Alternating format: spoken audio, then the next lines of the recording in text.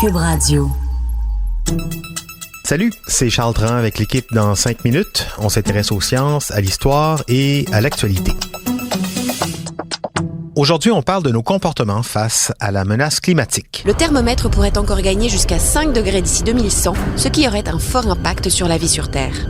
Même dans les scénarios... Tous les jours, on l'entend, on lit, on voit les images d'un monde en train de s'étouffer dans le monoxyde de carbone, des forêts entières qui brûlent comme la Californie, la 6e extinction de masse, les nanopolluants, le climat, tout va mal. On a l'impression que l'humanité fonce droit vers sa disparition sans que personne ne fasse quoi que ce soit pour corriger le tir. Mais il y a quelques lueurs d'espoir qui donnent envie de croire que tout n'est pas terminé. Et là, je ne parle pas du pacte, en tout cas, pas tout à fait. Non, c'est plutôt un constat, un indice qui dit qu'on est capable collectivement de changer. C'est un texte d'Andrew Sims paru dans le journal britannique The Guardian qui a attiré mon attention. Andrew Sims, c'est un économiste, un spécialiste de l'environnement au Royaume-Uni, un bonhomme qui a beaucoup écrit sur ces deux sujets, sur l'environnement, sur l'économie, prof d'université, actif aussi au Parti vert britannique. Il écrit qu'en observant la viralité, la puissance de l'effet MeToo depuis l'affaire Weinstein et tous les autres, et comment rapidement les choses ont bougé, ça a changé les mentalités, il écrit que la vitesse de frappe du mouvement MeToo, c'est un signe d'espoir qu'on peut arriver aussi à changer rapidement nos manières de faire pour limiter les effets du changement climatique. Il dit « The speed of MeToo gives me hope we can still stop climate change ». Bon, ça veut pas dire qu'on peut se croiser les bras et laisser les autres faire à notre place. Non, ça veut juste dire que ceux qui sont découragés par l'ampleur de la tâche sous-estiment peut-être la capacité d'adaptation de notre espèce. Il dit aujourd'hui, les nouvelles normes sociales peuvent s'installer de manière très profonde et ce, très rapidement. Regardez comment le mouvement MeToo a changé les mentalités si rapidement. Et il n'y a pas que le mouvement MeToo, d'ailleurs. Il souligne aussi que toute la campagne contre l'alcool au volant, la cigarette, là aussi, la donne a changé dans la tête des gens de manière très profonde et très rapidement. Ça a changé, en fait, quand on a décidé que, collectivement, ça changerait. Pour lui, un moteur de changement rapide de nos sociétés, ça démarre quand les conditions sont réunies. Ça veut dire la volonté, la mobilisation, l'audace, tout ça avec égalité. Il prend l'exemple de la cigarette en arguant que dans les années 70, plus d'un adulte sur 2 en Angleterre fumait, alors qu'aujourd'hui, c'est moins de 1 sur 5. Grâce à quoi? Grâce à l'intervention de l'État. On s'est mobilisé, on a présenté des preuves de sa nocivité par la science.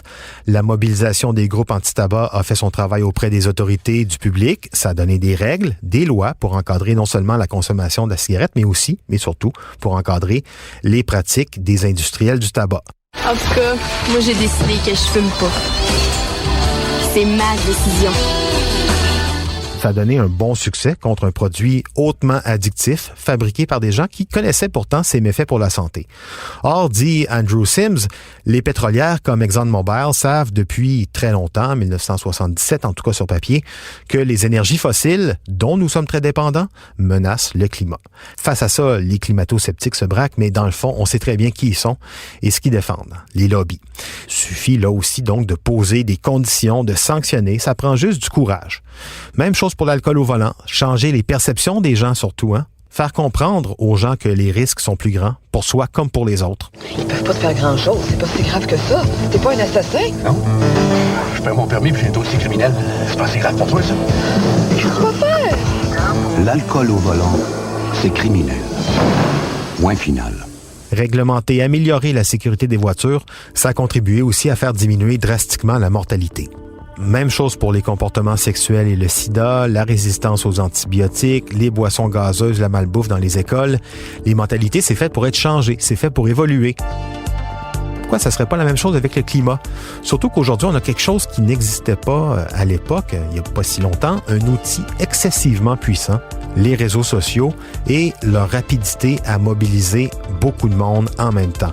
Et on le voit un peu quand même. Le changement commence à s'opérer avec toute cette campagne contre les pailles en plastique, le végétarisme, l'initiative du pacte aussi en fait partie. Ça bouge quand même. Bien sûr, entre la menace de la cigarette ou de l'alcool au volant et celle du changement climatique, l'échelle n'est pas du tout la même. Et en plus, le climat, il change vite, là, beaucoup plus vite que les attitudes, les comportements de ceux qui sont aux commandes. Il suffit donc de vouloir accélérer cette transition. Et Andrew Sims pense qu'on a tout ce qu'il faut pour ça.